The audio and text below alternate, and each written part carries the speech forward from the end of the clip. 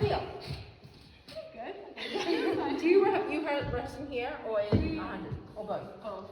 Good. So many notes in that. Lots of wonderful. I mean, yeah, lots of really good things. I feel like, in general, I felt like your balance was good. From what I could hear from back there, I could always hear the melodic line when I needed to, and there was lots of lightness in your articulation, and the ends of phrases were really beautiful, which is great.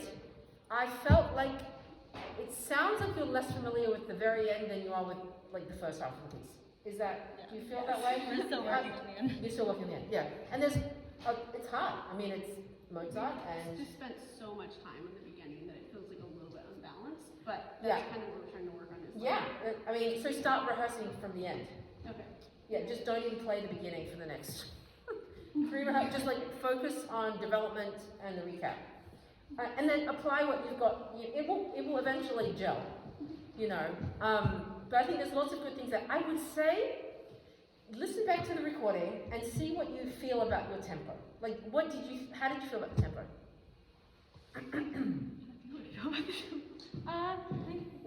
I feel like that's usually how we play it in like coaching and stuff. When we're practicing it, it's usually not that fast. But it is supposed to be. Yeah. So And I think the tempo was actually great. The tempo you started out felt great. And then it started to run slightly ahead of you. Yeah. Or you were running with it. I couldn't tell. Either you were running with it or it was running you. But somehow when you just it would get a little bit faster than I felt like you wanted it to be. Yeah. So, and then when you had it to get the notes together, then you were like slightly chasing each other down the keyboard. And so I think like just being able to like ground your sense of pulse. It's not the tempo actually. I'm sorry, I should have said it. It's your sense of pulse through the piece or through the movement is really important, right? So you have to know. You listen back to it. Have you been recording yourselves? Yeah. Listen back to it and just have a sense like, oh, maybe we have more space there. In general, when you have descending runs, you have more time than you think. It's like gravity's taken over,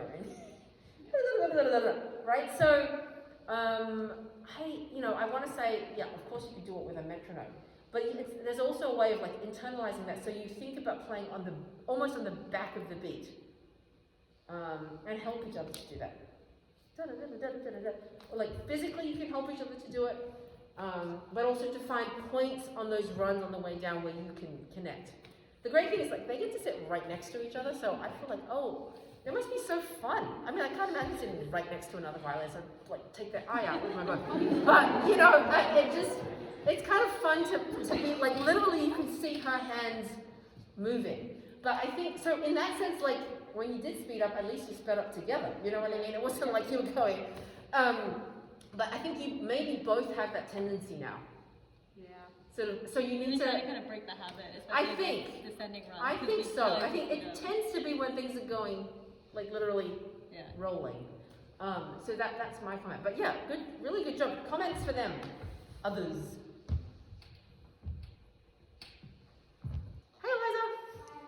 I thought it was really cool how unified you guys were, especially physically. Then when you guys play solo, you move in very different ways, but you were like very in sync together. It's very cool to watch and beautiful as always.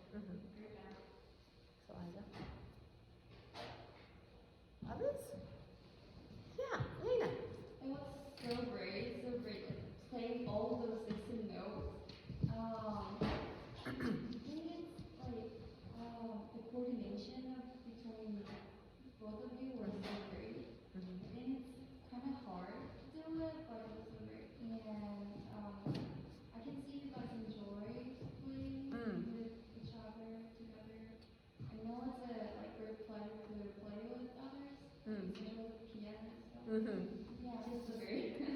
I guess of all the instruments, the pianists tend to be the ones that, well, there's so much solo literature that you're playing a lot of the time by yourself. So this is so much fun. Can we, just for fun, can you pick one of the descending spots where things sort of start to roll for us to hear that and hear what it would be like for you to kind of, or maybe just go from slightly before it. Let me see what you can do. We get to do like the last one. Or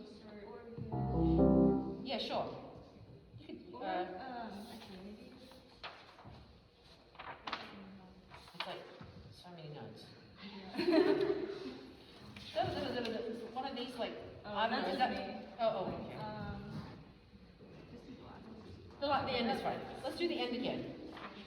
And think graceful and not like falling down, but think up. Think up, right? So if you're a balloon rising, like that's light and it's rising, but it generally doesn't I don't know, that's not a good analogy. You know what I mean. You're not rolling down a hill, in other words.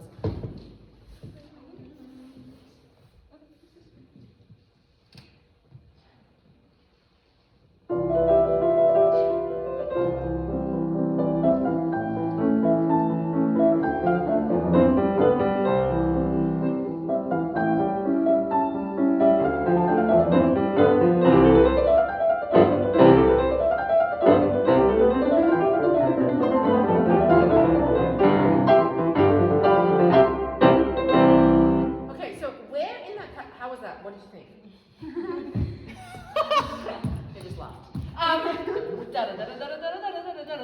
So right there is where, here. Before you, oh my gosh, this is confusing. It's not like, it's not lined up. oh man. So right here and right here. Yeah, okay. So when you start doing the 16th, Hannah, is where you need to, pom, pom. To really think, because at that point your tempo kicks up. Okay. Right? And then when you come and say the same thing, yup, bum, bum, bum, bum, bum, 1 and 2, and subdivide into 8th notes. I would actually practice this individually with to the metronome to the 8th note. Okay. It'll just fall, I think it's the subdivisions are important, right? What, same thing again?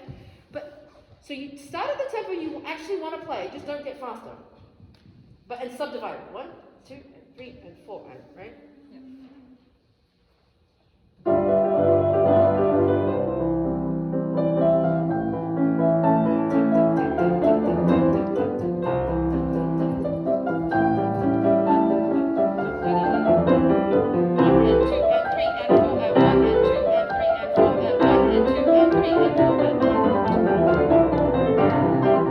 Yes, you nailed it.